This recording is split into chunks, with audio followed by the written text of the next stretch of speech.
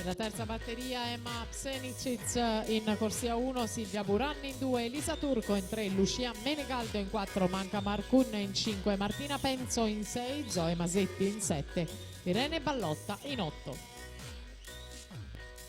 Mazzotta intanto a metà gara 36,70.